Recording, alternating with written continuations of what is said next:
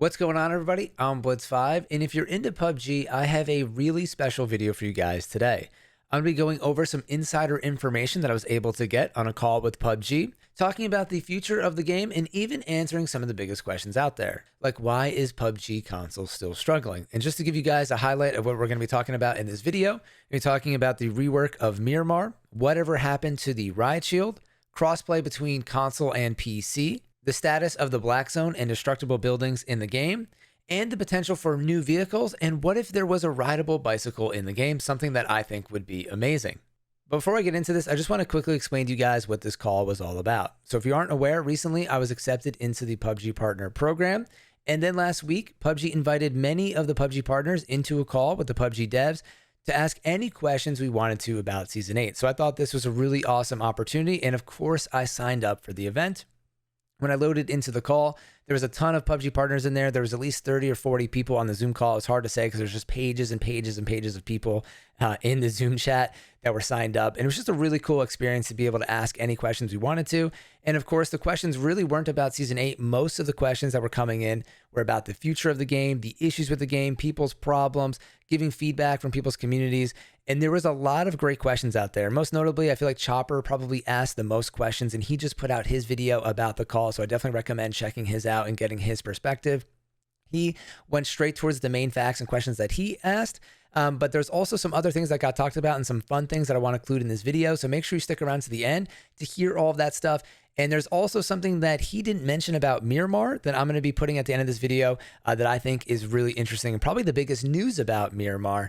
And yeah, let's just get into it because there's a ton of information here. All right, so let's start off with the Miramar news first. I'm going to leave the big news at the end. Of course, I had to do it that way. I'm sorry. But I think you guys already know this by now that Miramar is being remade, and it only makes sense because every other map has been redone. But it's not going to happen this year and is most likely going to happen in Season 10 or 11. So right now we're in Season 8. You have to imagine that Season 9 will take us to the end of 2020, and then Season 10 will start us off, and Season 11 will be sometime in the spring. So sometime next year, we will be getting the remake of Miramar. It's just such a big map that this is going to take a long time, and PUBG obviously has to work on other content in the game, like Season 9, other events, and all other things that are happening. Next, we had a great question. This one was from Chopper about the movement system. There was speculation that a new movement system is coming into the game, or at least being worked on. And Dave Kurt immediately responded by saying that he couldn't talk about anything regarding this, but then said wink, wink at the end of his statement. So basically saying that they are doing something along this lines. PUBG does this very often where people ask them a question and they'll say, I can't talk about that. But then they give you a hint that that is being worked on, but they just don't want to formally announce it. So that is something that's coming into the game. But I'm still curious is if the new movement system is something that's just coming into PUBG now, or is this something part of a bigger plan like a new PUBG? I'm not really a believer in PUBG 2. I don't know if that's actually happening, but it would be interesting if maybe new movement means that PUBG 2 is coming in. I'm just speculating out there. This was not talked about in the call. Next, I want to skip ahead here and talk about consoles because that is my primary platform, and I know a lot of people viewing my channel also play on console, but there's so much here to talk about, and I feel like this could be a whole nother video by itself, but I'll do my best to just overview this here, and we'll start with the issues first because that is the biggest elephant in the room. And basically what PUBG said here is that they are having a hard time developing for the OG platforms, the OG Xbox and OG PlayStation. They're almost 8 years old. So they have to consider developing for the latest and greatest PCs out there in 2020. And they also have to make sure that it works on the OG consoles. And that's just causing a lot of problems. And that memory is a huge issue. And I was considering talking about memory in this video, but there's just too much to talk about here. I'll just give you guys a quick snippet of this. But basically, the way that PUBG designed the maps was very basic when they first started off. Let's just take Erangel, for example. And when they went to go optimize the map, they didn't really have much room to optimize it and reduce the memory and loading capacity. So when they redid Erangel, they were able to recode everything from the ground up so that if they're having memory issues, they can kind of tweak the buildings, the grass, the trees more to kind of deal with the loading. So that's why PUBG has been going back and redoing all of the maps, and hopefully this will help with Miramar as well. But even though they did this, they are still struggling with memory issues on console, and that's why we are having problems with crashing. And it's something that they're just looking forward to next gen, but they never really answered what's going to happen to the OG platforms once we move to next gen and in the future. So at some point, are you not going to be able to play PUBG on OG Xbox? I'm not sure. I hope that's the case. I know people might be disappointed in that, but I hope eventually they kind of discontinue that so PUBG can move on and play better for people that have the S and the X and the new Series X and the equivalent for PlayStation. And again, just to be clear here on the call, we did not talk about the future of the OG platforms. That was just my opinion. Then some good news, PUBG is finally putting themselves in the position to drop the updates at the same time between PC and console and provide parity between the platforms. And this isn't happening soon. And I know that this has been talked about for a long time. When I brought this up on stream, a lot of people complain that PUBG has been talking about this forever, but it's a little bit more complicated than it may seem because things need to get passed through Microsoft and PlayStation. And PUBG just really wasn't set up to do this all at the same time. At one point, we had to wait 1 or 2 months for updates, sometimes even longer if there was an issue. And now it's been mostly 1 or 2 weeks. So PUBG definitely has dropped that down a lot. And PUBG said that they're actually reorganizing the teams to eventually get to this point. So it's going to be a lot longer. So if you are a naysayer out there, just super negative, this isn't going to make you happy. But for someone like me that's kind of playing the long game with PUBG, I'm excited to hear that PUBG is reorganizing themselves to eventually get this done, because I don't mind waiting 1 or 2 weeks, but it would be awesome if it was just all at the same time. And then my last bullet point for console here is talking about crossplay between PC. I don't think any console players would really want this because of the advantage of mouse and keyboard over using a controller. But PUBG did confirm that they would be able to do this if people wanted it or if they could figure out how to do it in a fair way.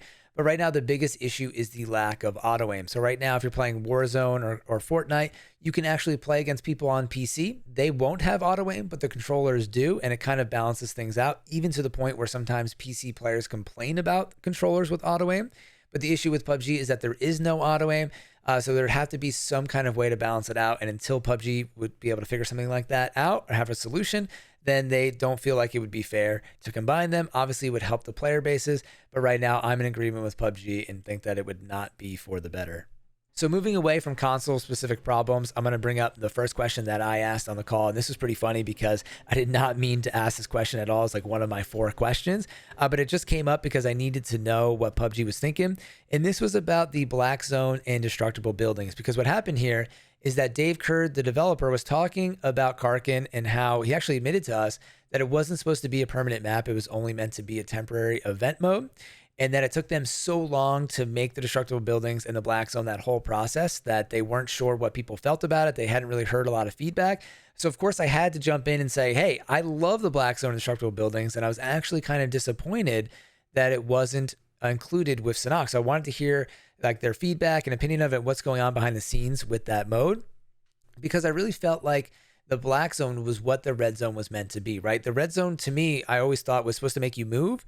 But if you landed in Pachinki and the red zone hits, you just camp inside of a building and you wait for the red zone to end. But if you're on Karkin and you're in a major urban center and the black zone hits, you have to get out of the building. And this totally prevents camping, and to me just provides a way better gameplay experience. Plus, I love the dynamic nature of the exploding buildings. So I said that, and basically there was a chat going on in the call as well. And everyone started talking in chat like, yeah, we agree. We like the black zone and the structural buildings. And this was good feedback for PUBG because, again, they hadn't really heard much about it. And interesting enough, a lot of people were saying that they also missed the Mini Royale playlist. At one point, that was just Sanox. You could go in and play a quick match. And a lot of people were talking about how cool that would be to have Karkin and Sanox in its own playlist, so that if you wanted to play a quicker match, you could, if you didn't have time for a full 35-minute Erangel or Miramar match. And I know we've talked a lot about that on stream, so I just want to let you guys know that a lot of other people share that sentiment. And if you enjoy the destructible buildings like me, I'd love to hear it down in the comments below, because I would love to see that on every single map and the red zone removed, but that's just me. Also, we got some insider information about the Riot Shield, which sort of makes me laugh because so many people ask about this and also point towards it as something that PUBG lied to us about, when in all reality, this was just a mistake from PUBG and is something that they just don't feel comfortable including in the game right now. So the story goes that the development team was working on the Riot Shield, kind of was feeling comfortable about it, and told marketing, or somebody from the team told marketing, that they have the Riot Shield ready. When it wasn't fully ready yet, marketing team ended up putting it in a promotional video that heavily showed the Riot Shield, obviously because it's new content and hyped everybody up. But then after that happened, the development team realized that it wasn't ready and that they shouldn't have said that. Whoever did that, it was just a giant mistake or miscommunication. And that they eventually deemed that the Riot Shield was not good for gameplay, or they couldn't get it to a point where they really felt like it was helpful to PUBG or brought a positive side to PUBG. And I totally get this. I can just imagine people using the Riot Shield to block a doorway, to sit in a bathroom. I'm sure there's ways to get around this, but there's also some difficulties in designing it. So I totally get it. And it's just kind of like a mystery that remains in PUBG forever. They said that it's still, in the back of their minds, it's like on a shelf in PUBG, and that it could eventually come into the game, but it's not something that they're actively pursuing or trying to put in right now. Then we had a question about TDM and the lack of options like limited weapons and create a class. PUBG came back and said that there's two reasons why they're doing this. First, they're worried about memory issues, like we talked about before. If every gun is available in TDM, it could bring down the performance. And that also they don't want to include create a class and other options like this at this time because they don't want TDM to be the main focus. They want people to go in and have fun in TDM and practice, but then ultimately go back to Battle Royale, which I totally understand.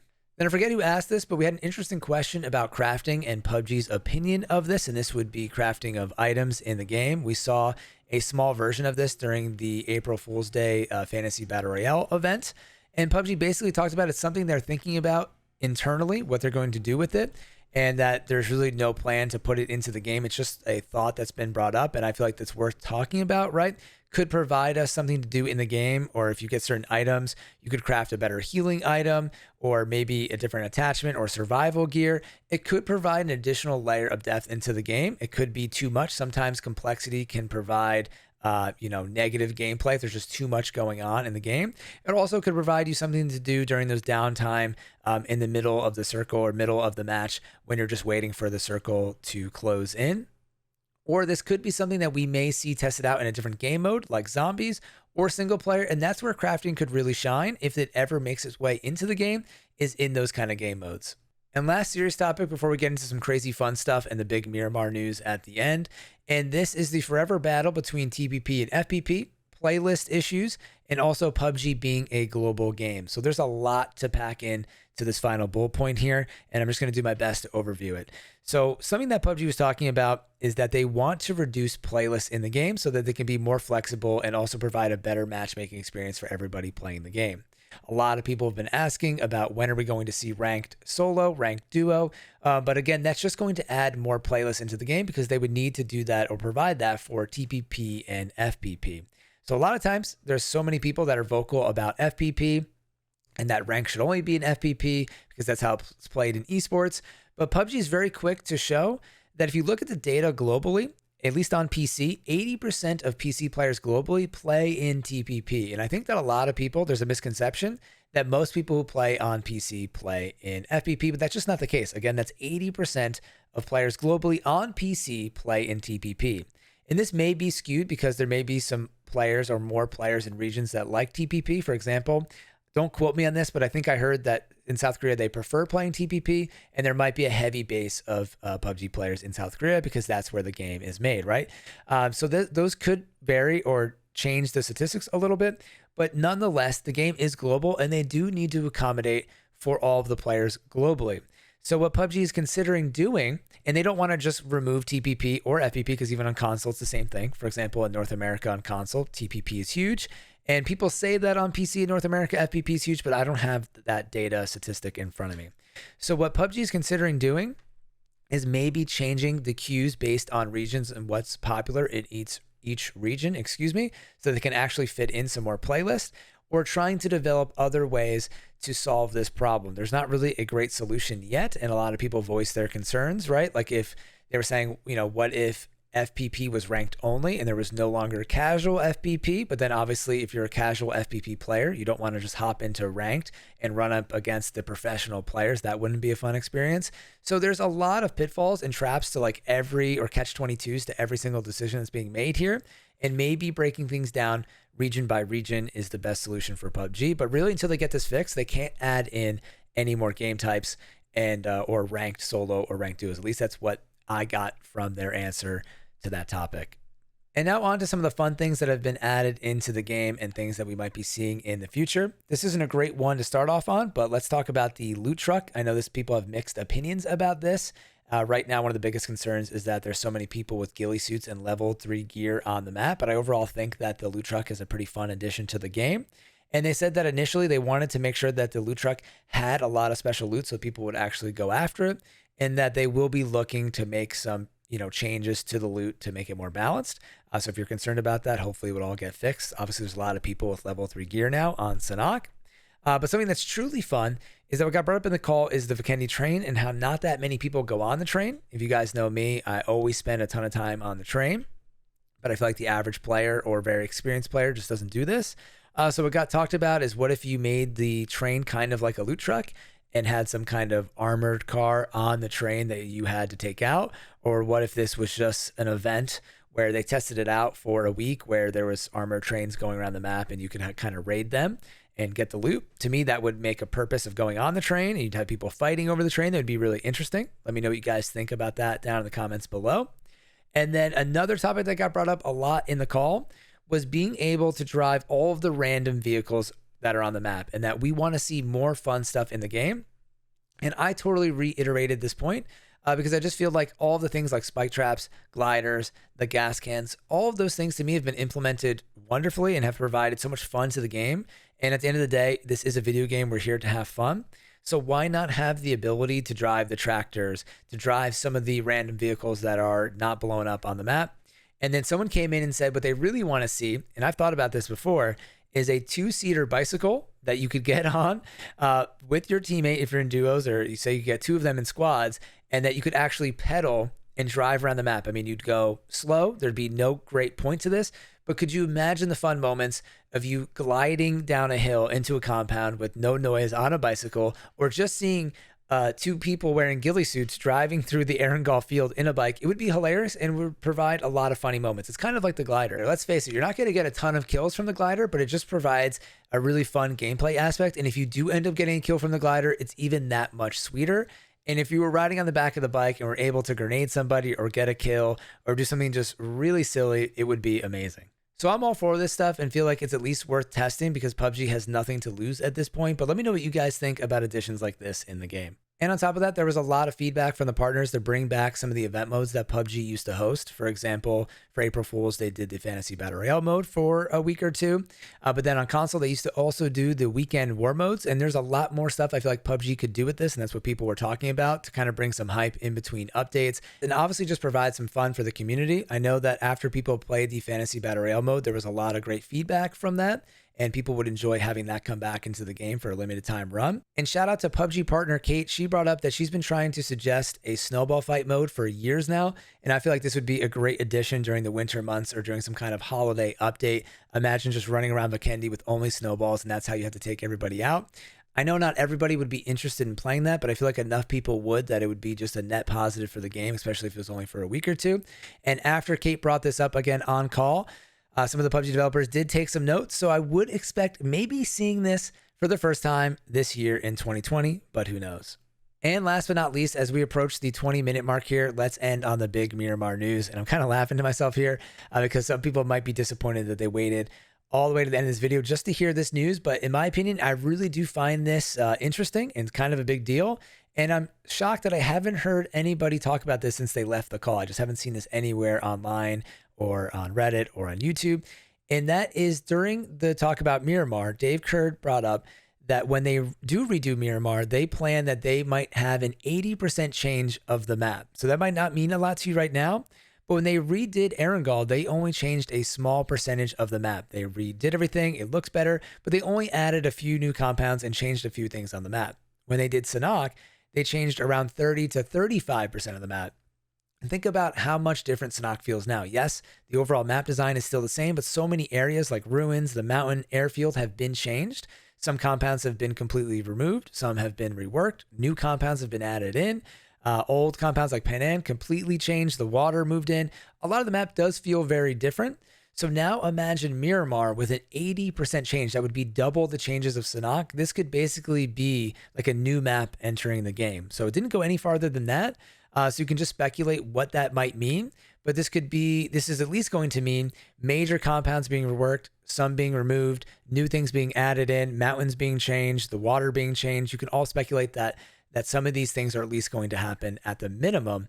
So we're going to see basically a new Miramar, and I don't know what that's going to mean because Miramar is a great map. It's sometimes slow, but it's so unique that it is the largest map in the game. by land. It's got a weird layout. Some things are annoying about the map, like how big Los Leones is and how hard it is to rotate around.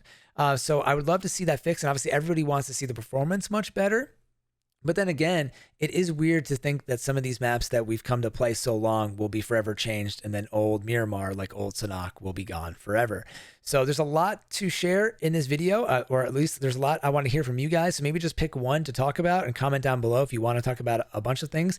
I would love to read your comments, and this is another one of those topics where I'd love to hear what you think about this. I think everybody agrees that they want to see Miramar improved, but I don't know how much they want to see it changed. For me, I'm kind of undecided still. And I would love to hear those comments down below. If you made it this long, I really appreciate you guys listening to this video and making it to the end. Y'all are the best.